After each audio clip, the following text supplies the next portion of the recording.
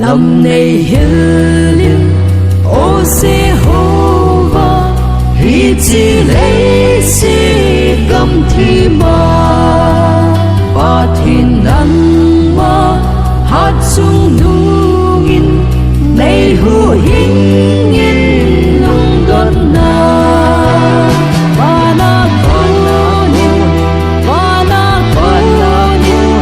Hinna chun vah-in, Hinna chun vah-in.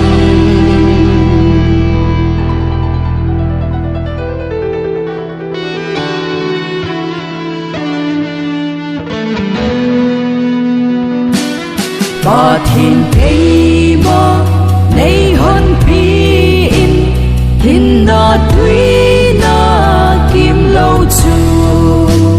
Lhagao chun, neipui lên lang, masang hen,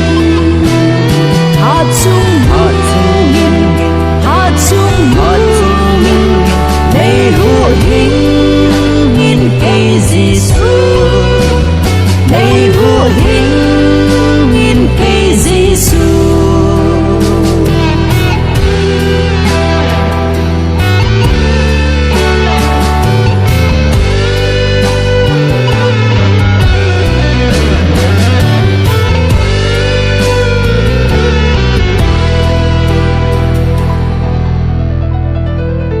Jordan luipi